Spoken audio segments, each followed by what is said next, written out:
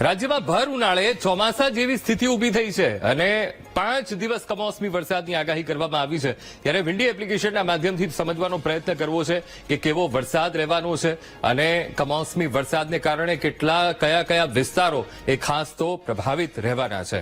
આજ બપોર બાદથી જ વાતાવરણમાં એકાએક પલટો આવ્યો છે અને જે રીતે જોયું કે ઉત્તર ગુજરાત અને તેમજ મધ્ય ગુજરાતના કેટલાક ભાગોમાં વરસાદ શરૂ થઈ ગયો, કમોસમી વરસાદ પડ્યો, છૂટોછવાયો વરસાદ પડ્યો, ક્યાંક કરા સાથે વરસાદ પડ્યો, જોરદાર ઠંડો પવન ફૂંકાયો અને ત્યારબાદ વાતાવરણમાં એકાએક પલટો આવ્યો અને વાતાવરણમાં ઠંડક પ્રસરી ગઈ છે। પણ અહીંયા ખેડૂતો માટે નુકસાન જવાની ભીતિ છે। ખેડૂતોને અત્યારે તકલીફ થઈ શકે કારણ કે કમોસમી વરસાદ માવઠું એ નુકસાન ખેડૂતોને પહોંચાડી શકે છે। વિન્ડી એપ્લિકેશનના માધ્યમથી અહીંયા સમજવાનો પ્રયત્ન કરીએ કે આ ગુજરાતનો પ્રદેશ અને ગુજરાતમાં ખાસ તો આમ તો દેશના અલગ અલગ રાજ્યોમાં અને એ રાજ્યોના શહેરોમાં વરસાદની અત્યારે સ્થિતિ જોવા મળી રહી છે। જેમ કે આપણે જોઈ લઈએ રાજસ્થાનમાં પણ વરસાદની અસર રહેવાની છે, આ તરફ મધ્યપ્રદેશમાં, અને આ સાયક્લોનિક સર્ક્યુલેશન જે સર્જાયું છે તેના કારણે આખું વાતાવરણમાં પલટો આવ્યો છે।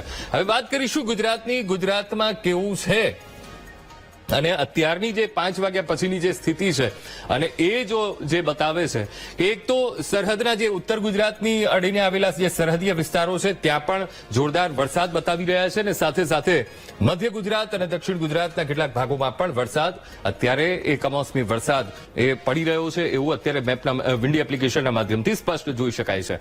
હવે અમદાવાદ જે રીતે ધંધુકા પંથકની વાત કરી, ધંધુકા પંથકમાં પણ કમોસમી વરસાદ પડ્યો, બપોર બાદ એકાએક વાતાવરણમાં પલટો આવ્યો અને તરત જ કમોસમી વરસાદ શરૂ થયો હતો।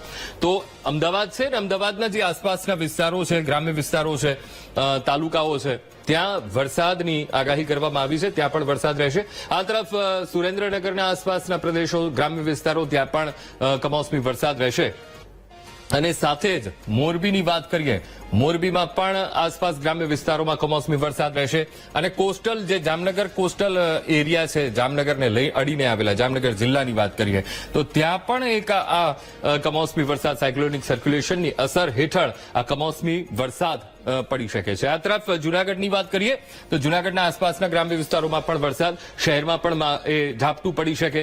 આ તરફ ભાવનગર અને અમરેલી વચ્ચે જે આવેલો વિસ્તાર છે ત્યાં પણ કમોસમી વરસાદ એ પડી શકે છે અને છૂટો છવાયો વરસાદ એ હવામાન વિભાગે આગાહી કરી છે। હવે આ બાજુ આવીએ મધ્ય ગુજરાતમાં, તો મધ્ય ગુજરાતમાં જો જોઈએ તો લુણાવાડા છે, આ તરફ લુણાવાડા ગોધરાની આસપાસનો પ્રદેશ છે, આ તરફ બોડેલીની આસપાસનો દાહોદનો જે પ્રદેશ છે, વડોદરા છે, ત્યાં આસપાસ ગ્રામ્ય વિસ્તારો તેમજ શહેરમાં છૂટોછવાયો વરસાદ પડી શકે છે, કમોસમી વરસાદ। અને આ જે વિસ્તાર બતાવી રહ્યા છીએ રાજપીપળા છે, રાજપીપળા પછી ભરૂચ છે અને આ તરફ સુરત, વ્યારા, એટલે આખો મોસ્ટ ઓફ જે મધ્ય અને દક્ષિણ ગુજરાતનો મોટા ભાગનો વિસ્તાર અહીંયા એ કવર કરી રહ્યું છે ને વરસાદ એ પડી રહ્યો છે।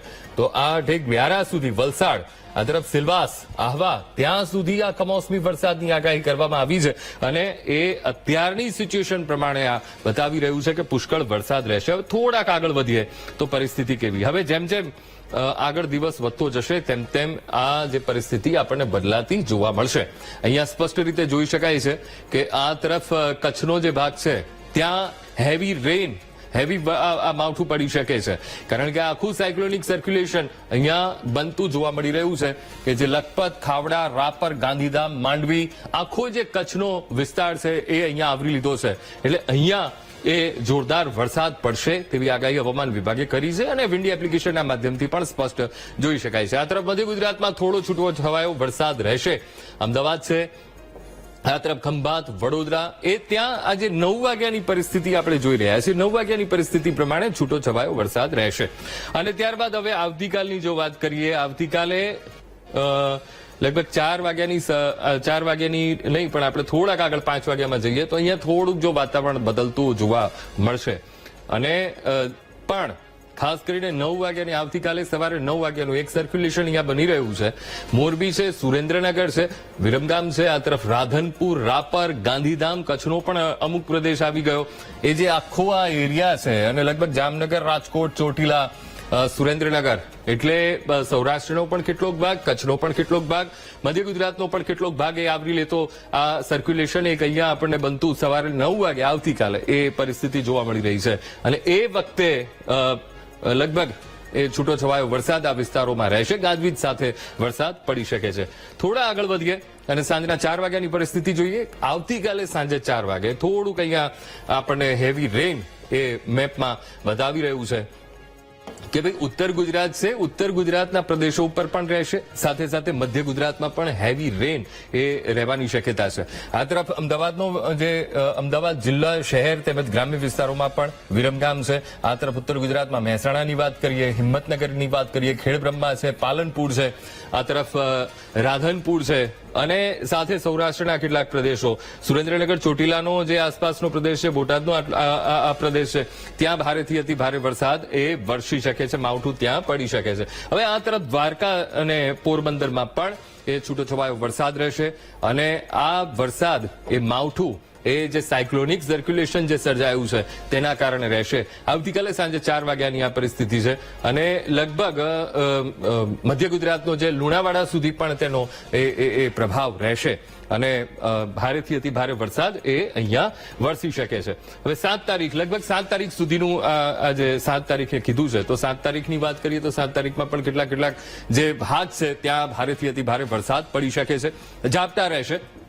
આ માવઠું મધ્ય ગુજરાત છે, આ તરફ મધ્ય ગુજરાતના ખંભાત છે અને ખાસ તો ભાવનગરમાં પણ કમોસમી વરસાદની આગાહી કરવામાં આવી છે ને એ પ્રમાણે એ થઈ શકે છે. 7 તારીખે ઉનાનો જે કોસ્ટલ એરિયા છે ત્યાં પણ વરસાદનું જોર રહેશે અને લગભગ આખું ગુજરાતને આ જે સાયક્લોનિક સર્ક્યુલેશન છે એ લગભગ 7 તારીખે સવારે 10 વાગ્યાની પરિસ્થિતિ એવી બતાવે છે અહીંયા કે કચ્છનો ખાવડાથી લઈને નલિયા સુધીનો આખો પ્રદેશ છે કે લખપત છે, આ તરફ રાધનપુર છે, ઉત્તર ગુજરાતનો આખો પ્રદેશ છે, આ તરફ મધ્ય ગુજરાત અને સાથે સાથે દક્ષિણ ગુજરાતનો સુરત સુધીનો કેટલોક ભાગ છે ત્યાં વરસાદ થઈ શકે છે અને આ કમોસમી વરસાદ 7 તારીખે લગભગ સર્વત્ર આખા ગુજરાતમાં, આખા રાજ્યમાં એ વરસાદ રહેશે. પણ હા, ચોક્કસ આજે કમોસમી વરસાદ છે, સાયક્લોનિક સર્ક્યુલેશન સર્જાયું છે, તેના કારણે ખેડૂતોની ચિંતામાં ઓર વધારો થઈ ગયો છે કારણ કે કમોસમી વરસાદ એ નુકસાની આપતું હોય છે.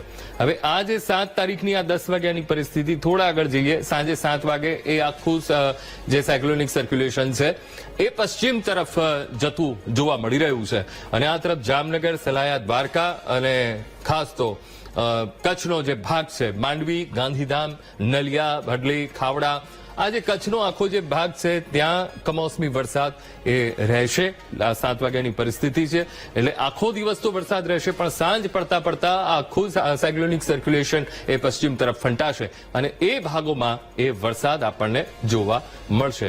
હવે 8 તારીખની પરિસ્થિતિ જોઈ લઈએ. 8 વાગ્યાની પરિસ્થિતિ શું કહે છે કે ભાઈ કેવો વરસાદ રહેશે? તો 9 વાગ્યાનું વાતાવરણ ચોખ્ખું એ થઈ જશે.